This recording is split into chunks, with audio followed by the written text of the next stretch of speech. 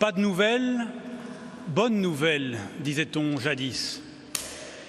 Mais de nos jours, depuis l'irruption des portables dans nos relations, vous avez sans doute déjà remarqué que notre rapport au temps s'est quelque peu inversé. En effet, lorsque nous ne parvenons pas ou plus à joindre immédiatement un proche que nous aimons, il arrive souvent que la peur ou la suspicion s'installe. Pas de nouvelles, mauvaise nouvelle. Par les images apocalyptiques et de fin des temps qu'il emploie, l'évangile de ce jour n'est pas particulièrement rassurant à première lecture, il faut bien l'avouer. Mais il nous invite en réalité à méditer sur le temps qui passe.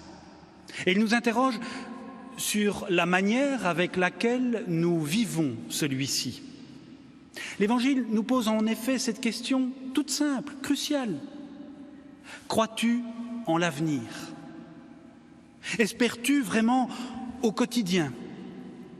Regardes-tu ton présent avec confiance, sans te réfugier dans un passé dépassé et sans fuir en avant?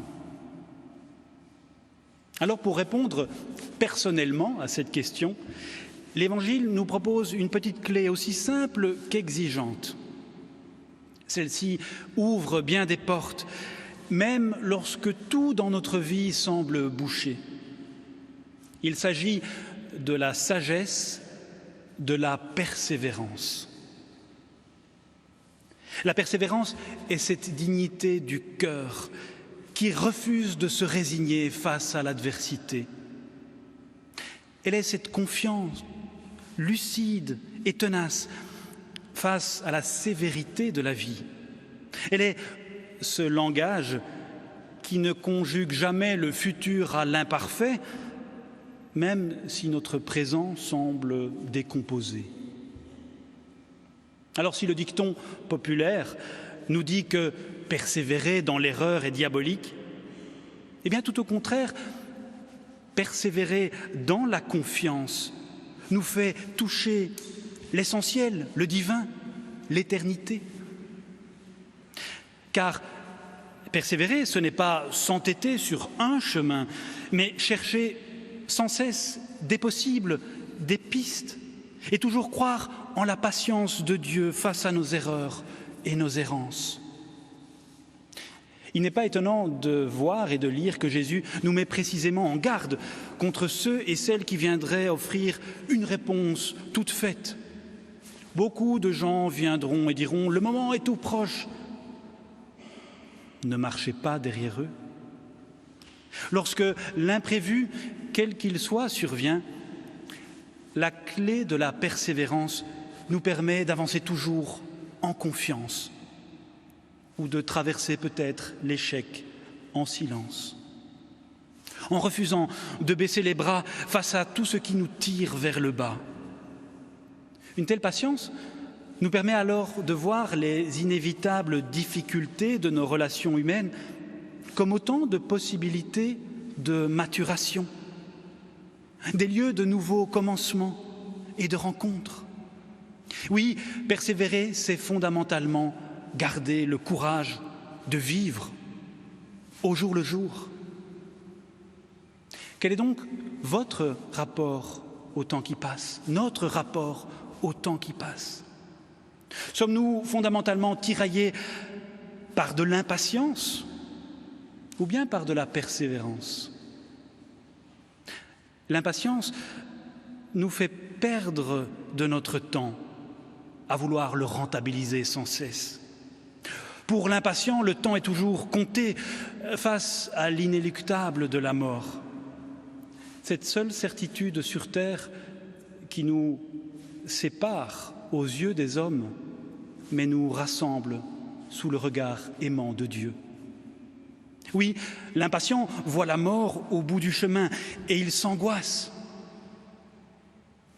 Mais le persévérant, même s'il se sait mortel, voit la vie avec la tendresse de Dieu. Il voit la vie toujours devant, C'est par votre persévérance que vous garderez votre vie. L'impatient compte le temps. Le persévérant voit le temps qui compte vraiment. Une telle sagesse nous pousse alors à prendre le temps de le donner par amour. Il s'agit de quitter ce temps que l'on compte sans cesse au temps qui compte vraiment, celui de Dieu, l'éternité de Dieu, celui qu'on donne, ce temps aux couleurs d'éternité que nous prenons pour croire plus encore, pour espérer davantage et pour aimer plus intensément. Voilà pourquoi il ne s'agit pas d'être affairé sans rien faire, comme le dit magnifiquement saint Paul, mais bien à travailler dans le calme pour que le soleil de justice fasse irruption et vienne éclairer notre quotidien.